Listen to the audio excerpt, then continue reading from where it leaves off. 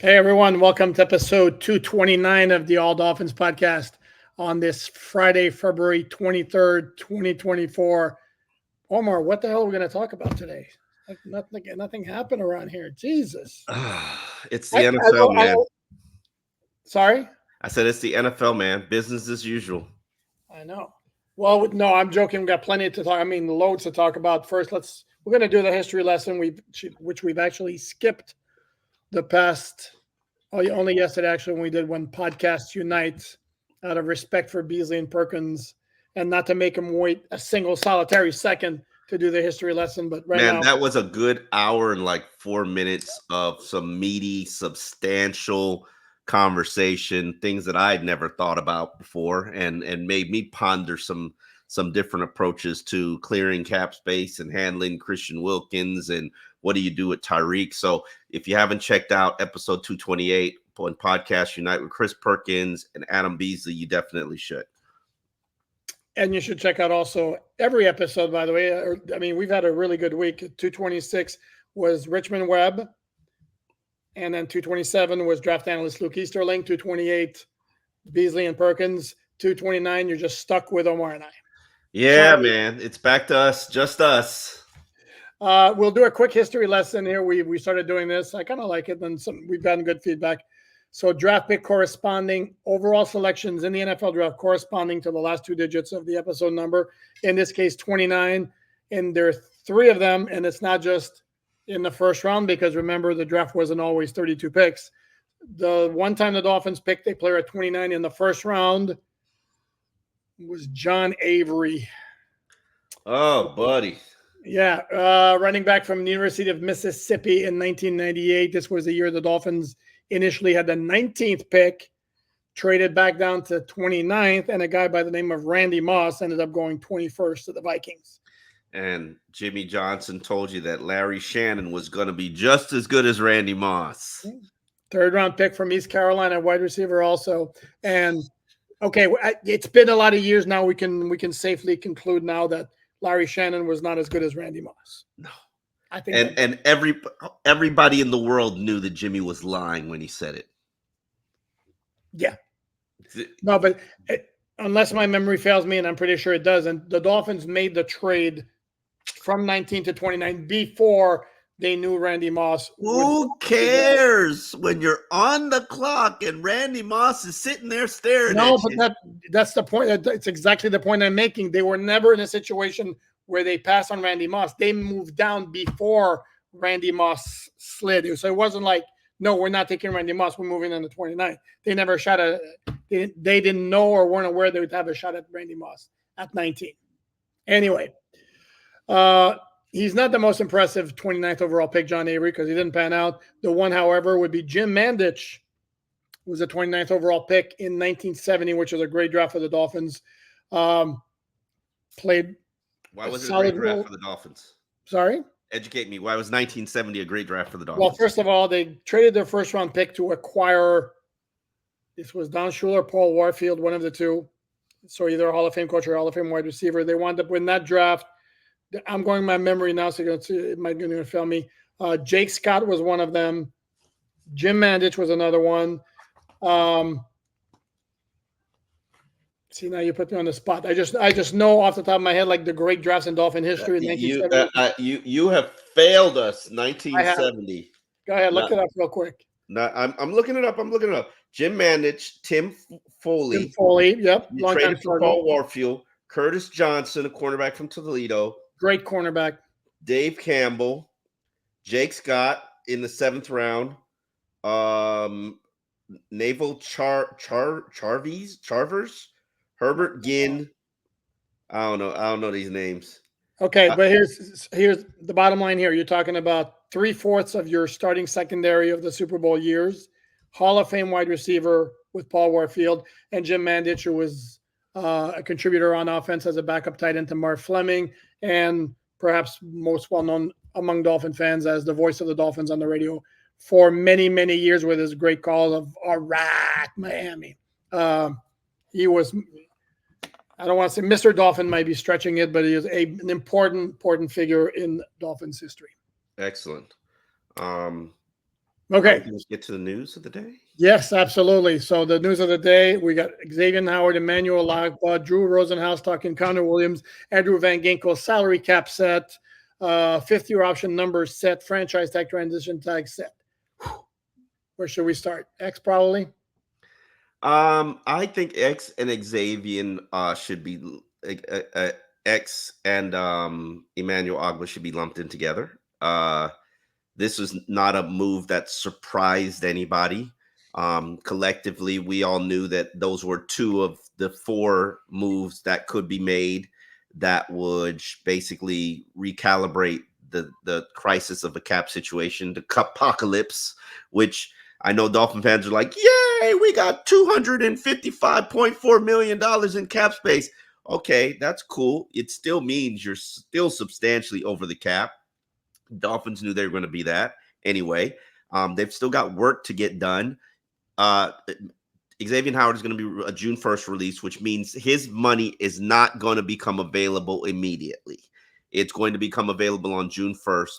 Now, that means they still got some purging to do. Still got a lot of purging to do, a lot of restructuring to do. Emmanuel Agba, that creates $13 million in cap space. So ultimately, they've got $31 million in cap space right now. I think that what they're going to do is maybe they hold off and wait for Tua and hold off and wait for the Christian Wilkins long-term deal when they get that Xavien money. Maybe they don't. Maybe they address it right now and create cap space. But there are other ways and other mechanisms that they can create cap space. What I find interesting is that no release of Jerome Baker means that there's still a They're going to talk. They're going to talk. What was released today were two players that they know they don't want back or they don't necessarily want back. And that was the feeling that Xavien Howard got when I talked to him. Care to elaborate? Or no. Okay.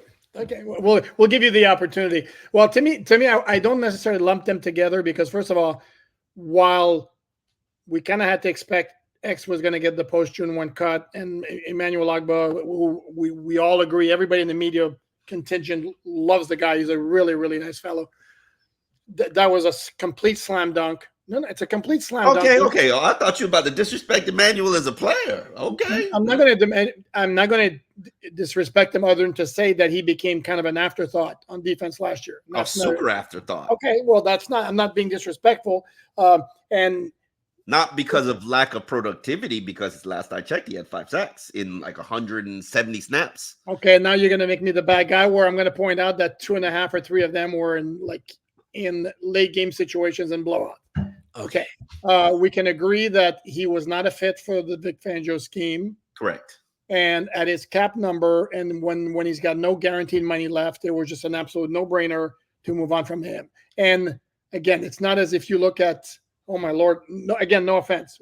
It's not if you're going to look, oh my, how are we going to replace Emmanuel Agba based on what you got from him last year? Well, actually, how are you going to replace any of your pass rushers? Because you don't have any right now. None, zero, zilch, nada, zip, zero. Correct. You can get somebody for less than $13 million, which is what they say with Agba. Yes. It's a much bigger issue with X because, again, the drop-off between X and the next cornerback on the roster is quite large. And this is where either I just saw a clip of Cam Smith from South Carolina where his quote is like a 6-second clip where he said something about gotta drop the time to drop the boys. Exactly, time to drop the boys. Basically, nothing different. Drop the kids off at the pool. Pretty much, yeah. So that would be one possibility. But then again, there's nobody else on the roster who's necessarily Eli Apple. He's not here. Free agent. Correct. He's a pending UFA. Cater's coming off a disappointing second season. Nick Needham's is a UFA. Justin Bethel's a UFA. So he's going to have to be replaced. And it's again, when he's right, as his agent pointed out on Twitter, David Cantor pointed out on Twitter, he didn't mention that. I'm going to add that caveat. When he's healthy and right, X is a baller. That dude can play. X is a great player. Yeah, and I think a lot of Dolphin fans took that for granted or failed to recognize that he was playing through some stuff the last couple of years. Ring of Honor player, Xavien Howard? Yeah, absolutely. I mean, I'm going to write something in the upcoming days, basically because I've done this in the past for other prominent Dolphin players who have moved on. And you look at the Dolphin, the history of cornerbacks. I mean, X is up there. Yeah, no question. If Pat Surtain and Sam Madison are Ring of Honor players, Xavien has, I believe, trumped most of their career achievements milestones. Statistically he's behind Sam. Okay. They both have four. Yeah, I've already done a little bit of research on this. They both have 4 Pro Bowls. Sam, however, had 4 All-Pro selections, first or second team. X has 1. Ooh, that's a doozy right there, Sam. That's a big difference right there. The one area I would tell you, I would make the argument, I'm not sure that any Dolphin cornerback ever had a season as good as X in 2020. When he had the 10 picks, he was 3rd in the voting for AFC Defensive Player of the Year. And the Dolphins were 10-6 that year. And he was a ball. Unless I'm mistaken, he won team MVP, which he should have won in 2021, except for some reason media members decided that Jalen Waddle's 104 catches, even though he averaged less than 10 yards a catch, were more significant. But that's a different story. All right. Let's get to another element of news, which is Drew Rosenhaus talked about some of his clients. Andrew Van Ginkel is going to go to the market, which means Andrew Van Ginkel should be healthy from that Liz Frank injury. Maybe it's a 6-week foot issue that he had. 8-week foot issue that he had, and more than likely he should be able to pass a physical because Drew is going to be taking bids in Mobile. Not Mobile. Indianapolis. Indianapolis. But it's not allowed. You're not supposed to tamper in Indianapolis. Oh, I'm sorry. Yeah. No, I ignore what I just said and ignore what Drew will be doing. But he also said Connor Williams is going to be a little bit while longer, and it's going to after the ACL surgery. So that means he's probably not going to be able to pass a physical for any free agent shopping. I have been advocating and continue to advocate. I think the Dolphins would be crazy not to re-sign Connor Williams and get him back here. Obviously, he's not going to hit the market and get the $10 million he was seeking previously. I think a respectable 2-year deal in the neighborhood of what he made previously when he signed with the Dolphins. I believe it was 2 for $15. Hey, this is what happens when you suffer an ACL. But maybe Connor wants to bet on himself. Or, hear me out, or maybe Drew and Connor have gotten together and said, let's wait this out. Let's not take a below market value deal right now. Let me work on my rehab like a madman. And because I play a position where there's not a ton of very, very good players, even if I don't sign until June or even July, close to the start of camp. He's not passing physical June or July either. Are you talking closer to camps? I'm talking about closer to camps. And again, even if he's not at a point where he can totally pass a physical, chances are you're going to have a clearer picture where he is in his recovery. And that's the bet that I'm guessing that when Drew says this might take a while, that's the thing. Because if he goes to market right now, you're going to make an offer betting on the fact that his rehab is going to go well. And you're not going to have to wait for him, or there's not going to be any issues. Whereas the longer he waits, I think the more he can build up his market value again a little bit. The longer he waits, the more money other teams spend, less that they have to pay you. And that's the balancing act you have to do. And this is where our Connor and Drew talking like, again, I'm a top 5 center in the NFL. Teams are going to make room for me if I show them. Unless they draft the guy and feel comfortable about the guy they draft. Correct. But that's all part of, I think it's all part of the big picture and all the mechanisms that are going on. Exactly. Drew was also on with Joe Rose today on WQAM, and he basically said he's going to have a conversation about all of his players that are basically, whether they're free agents or whether they're already have an existing contract. Jerome Baker's his guy. Andrew Van Ginkel's his guy. Robert Jones is his guy. Duke Riley, who's under contract, is his guy. What else? If you name all 11, I'm gonna be like all of this. I probably can if you give me Well, an if you look opportunity. somewhere, If you give me a chance. Obviously they got a Tyreek Hill is his yeah, guy. I believe 5, Jeff Wilson is his guy. that's 6, I'm good. Emmanuel's his guy. 7, Steelers his guy. 8. Uh, um, is Melvin Ingram his guy? Melvin Not Ingram's a pending free. No, he's not his guy. Actually, I have 2 more left. 2 more left, huh? No, Deshaun's not his guy. I give you Robert Jones. You did. Damn. I think I'm out. I think I'm empty. Who am I Very, missing? very impressive effort here. A little golf clap. Braxton Berrios Damn. How did I get Braxton? and Isaiah Wynn are the other 2. Isaiah Wynn. And he did say something that I found very interesting. He said Isaiah Wynn was like the top Fewest sacks allowed or no sacks allowed at guard, although he played 7 games. So I don't know. I don't know if it was per pass pro reps. I have absolutely no issue with bringing Isaiah Wynn back. 0. Oh, I don't either. Again, Yeah. at the right price. Yeah. I mean, we're talking about $2.5 million again. But the Dolphins are going to be bargain shopping unless they go big whale shopping, which more than likely they could very well go. I expect Chris Grier, and please mark this down, people, because this is important. Steve Ross is a big whale hunter. He likes the big ticket item. He wants to sell you hope. Re-signing Tyreek Hill to a contract extension does not sell you hope. He needs a new item to sell you hope.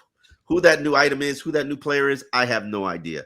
But I think Chris Grier is going to go out there. He's already told you he's willing to trade his first-round pick. He's willing to trade anything. And I think he will be shopping for players that might be falling off a tree or might be positioned to have their contract restructured. The team needs to move on from them. And who knows what he can find and add, just like he added Jalen Ramsey last offseason. So please don't underestimate Chris Grier because he loves to talk to teams about trades, and that's what he's going to be doing in Indianapolis. Yeah, except to me, I'm going to maintain that, again, this falls under the category of you're taking the plunge off the cliff. Yeah. You continue, then trade your first round pick for a high profile veteran. Sure. If you're going to be a little bit more with a longer term vision, trade down with your first round pick, accumulate more picks, and try to build up a young nucleus of talent, which you don't have right now. With what talent procurement and evaluation do you trust? Wow. So in other words, basically you just kind of said Chris Grier sucks at drafting and getting young players, but he's very good at spending Stephen Ross's money for big name players. That basically it? Did I summarize that accurately? Yeah, you about covered it. Yeah. I mean, here's my question, and you can answer this question. Do you have utmost confidence that Chris Grier will use the 21st pick and find a 4-year starter for the Miami Dolphins?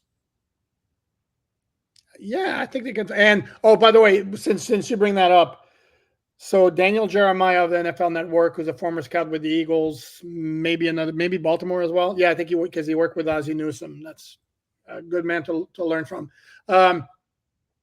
Was asked on did a Zoom media session like he does every year, 2 hours. And this question actually come from Adam Beasley. Asked him like a general philosophy for the Dolphins' 21st overall selection, and he basically hit exactly what my thinking was, and I wrote about it on Dolphins.com. BPA? Not BPA, not position need, not highest ceiling.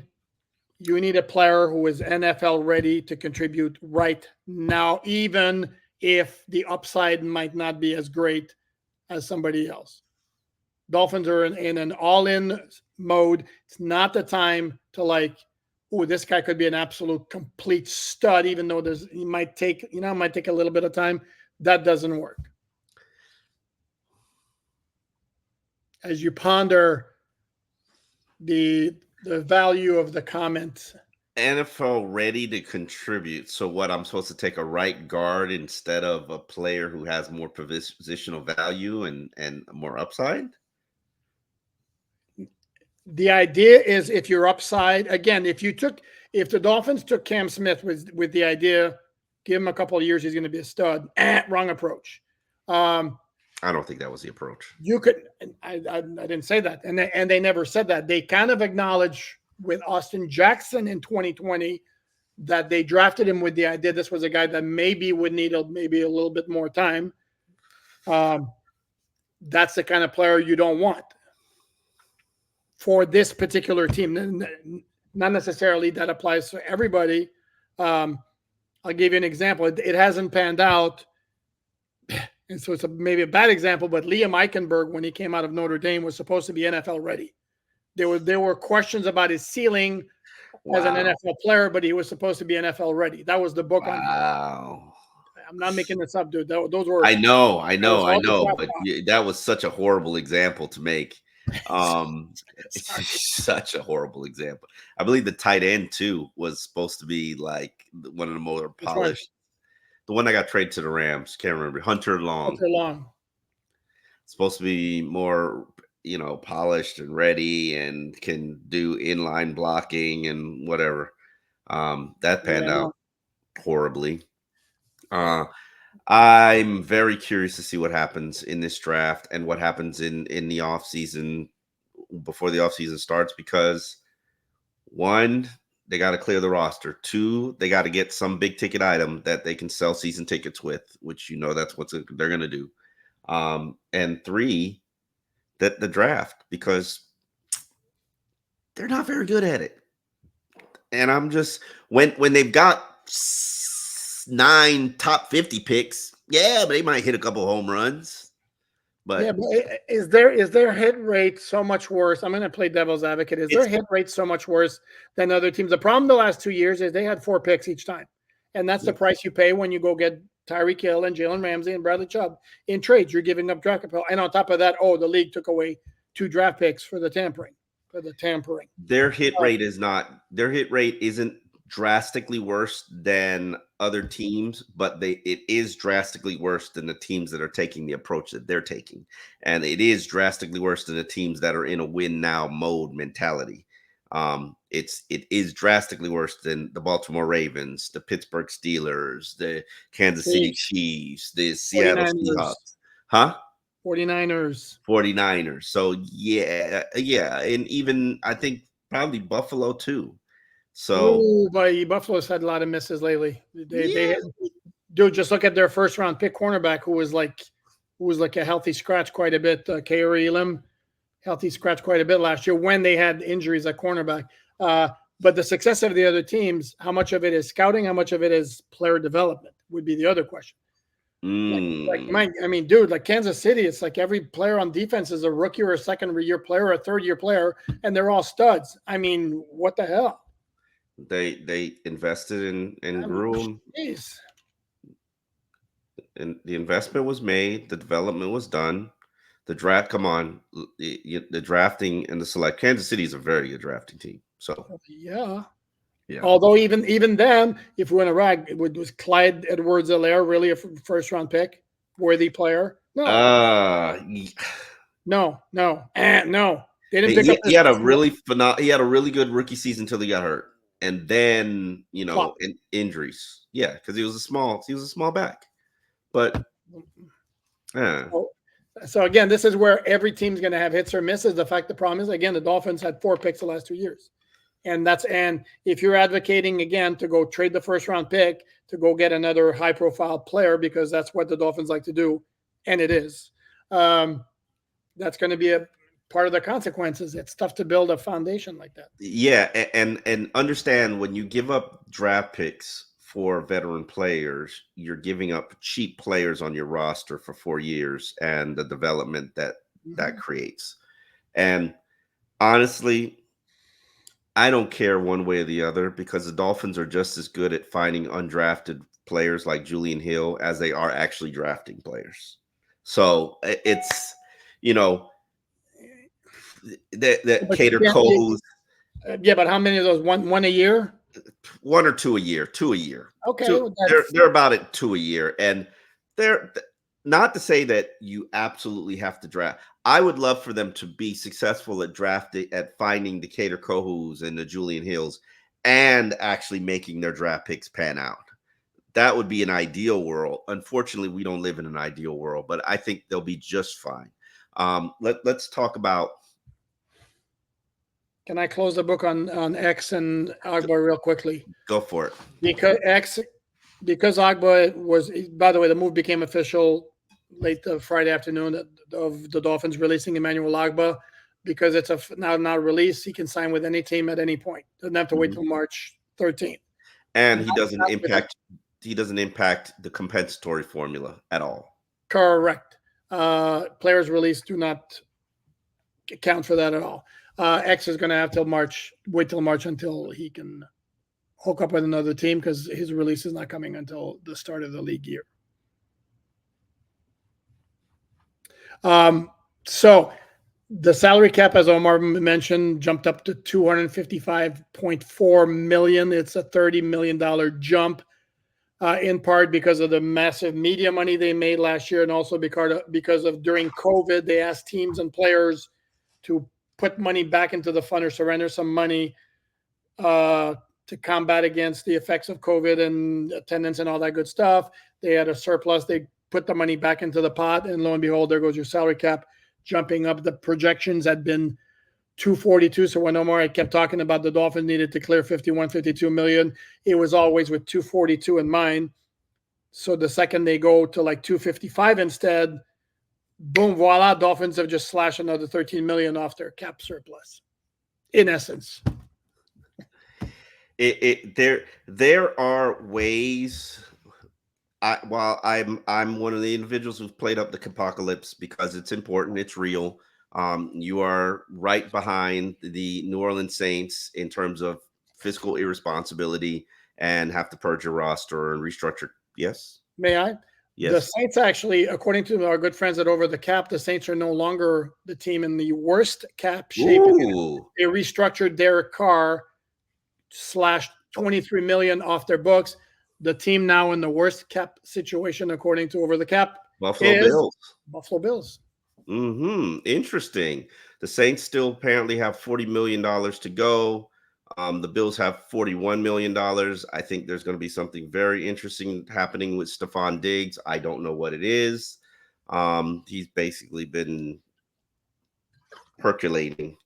And then the Dolphins are right there now at $24.8 million in cap space needed. I think some of that accounts for Xavien Howard, which they can't really spend right now. And they're still going to have to purge. I think the next, you're probably going to see Keon Crossan get cut as well, or maybe restructured because he could certainly come back at a minimum salary base. I think you'll see some lower level guys restructure, the Duke Rileys of the world. I think you'll see Jerome Baker probably revisit his contract and see if he wants to either go become a free agent or return to Miami at a lower price. I think you will also see, and this is something we discussed and debated on when Podcast Unites. I think you're going to see Tyreek Hill get a contract extension. He's only got 3 years remaining on his contract. You could add another 2 years, give him a nice substantial signing bonus and lower his cap number while keeping him the top paid wide receiver. He's still the top paid wide receiver in the NFL. Before others get their deals done and jump ahead of him, you might want to get his deal done and not let somebody else set his market and make it even higher and complicate the situation for you. Jefferson.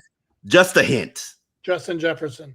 Thank you. Justin Jefferson, and then the Cincinnati's wide receiver is probably going to get his new deal this offseason. Jamar Chase, yeah. So and they have T. Higgins as a pending UFA and Tyler Boyd as a pending UFA. So they have a lot of delicate situations to handle at their wide receiver spot. Then you could also restructure a little bit of the contracts of Zach Sealer, even though I'd probably want more money if I was Zach. Durham Smythe Alec Ingold, Jalen Ramsey. He might get a new deal because Jalen Ramsey is not paid like a top 5 cornerback in the NFL, and I'm sure that's an issue. So maybe that gets addressed as well. So there's tons of things that the Dolphins will have conversations about at the combine, whether they can finagle some situations to help them create some cap space and take care of their veteran players. We shall see. But sir, yes, sir. Yeah, they because I'm looking up over the cap right now. They're at plus 20, 24 over, 24.8, and 33 over in an effective space, which factors in that you have to get to 51 players for the cap and that you have to sign your rookie class. I don't believe that includes X because the move's not official yet. I believe that includes only Agba. So, yeah, no, it's going to be able to get done. As I said yesterday, I'm not saying it's not going to happen. I'm not so sure. I'm crazy about the idea of tacking on more years to Tyreek before you can walk away. Yes, I said it. I said what I said. Okay. And I'm with you on Baker. They'll talk to Baker. Jerome, would you be agreeable to? You're not okay with extending Tyreek another 2 years because right now, this season, I believe, would be the last of the actual financial commitment to Tyreek. And once the guaranteed money is done, a player, give me my money. So you really want to wait to do this? Correct. He's got no guaranteed salary left after this season. You really want to wait to do this with Tyreek? Again, how much are you going to keep pushing, though? I mean, this. He's a top 10 player. Again, but for how long? Good 3 years. Just a guess. Okay. And I'm not worried about if I extend Tyreek's contract, add another 2 years onto his contract, then I have him locked up for 5 years. 3 years, 3 of those years are guaranteed. I continue to pay him at the rate of $30 million a year, hopefully, if hopefully. I think he'd be fine. I really do. The one thing we can agree on is they're going to do something with his contract because his cap number is 31.3 this year, and he's staying at 31.3. Yeah. They could always. I mean, but here's the thing: if you restructure it, all you're doing is pushing more money down on future years, and that makes it ridiculous. It's 34 now in 2025. You restructure it, it's going to be even worse. It's 56 now in 2026. That's why you need to add more years. But hey, and maybe they're going to tack on some voidable years at some point too. The voidable, I mean, they're not voidable, but I'm only worried about the guaranteed contract, guaranteed money, and neither. And so is Tyreek. But the voidable years are done to spread out, the cap hits anyway. I wanted to address this thing here because I know this is your fantasy. Joel Corey writes for CBS Sports. He's a former sports agent, cap expert. Love Joel Corey. Yep, I do too. I always find his stuff very interesting. He wrote what might a Derrick Henry contract look like. Okay. What he threw out, and tell me if that's palatable to you. 2 years, 20 million, 11 million guaranteed. I'm not paying 10 million a year for Derrick Henry, and if that's the going rate for the elite backs, Derrick Henry's arguably an elite back. He's also a 2,000 carry back. Now, I will not argue from the position that he can absolutely help a lot of teams. And I think I've heard the Ravens mentioned this week, and I was just like, damn, that just makes too much sense. I heard Cowboys also is another one that's come up. They got backs. Yeah. Who? Cowboys. Tony Pollard, let me get spun at the 1 yard line by a safety in a one-on-one situation and not get into the end zone. That Tony Pollard. Wow. Great play by Deshaun Elliott, but that was some bad piece of running backing right there. One game, one mistake, but it is what it is. I don't believe he had a great year either. I'm just no, I'm not. I wouldn't even pass 9 for Derrick Henry a year. I'm more in this 7 range, and he might look at that. Nobody wanted to trade for you last year at 10. Why would anybody trade for you now? Why would anybody sign you at 10 now? I'm not so sure he's not getting it. And He, again, he very well may. I mean, all it yeah, takes is one team. correct. Yeah, And that would be the player who sits at the top of my list of targets. I know you got this going on with him. Yeah, absolutely. Absolutely. He changes the identity of your team. Now, will they do that? No, they won't. Does he change the identity of your team? How much do you focus him if you have him on your roster, and how many targets do you take away from Tyreek? He'd be my physical. He'd make me Oh, a physical team. yeah. He'd make me a physical team, and I liked a little physicality with my finesse. I want a woman who looks great in a dress and who can wear some Jordans and some jeans, like, and give you a little bit of sexy chic. Okay. See, and that's what the Dolphins need. They need some duality. Not Okay. so much finesse. Not so much razzle dazzle. I am not. But that's their identity. I'm not seeing it happening. I'm not saying it would be a It's bad thing. not. I don't think it's happening. Doesn't mean I can't campaign for it to happen. Oh, there you go. Exactly. Yeah. Absolutely. Anything else on the agenda? I think that's No, pretty sir. much it.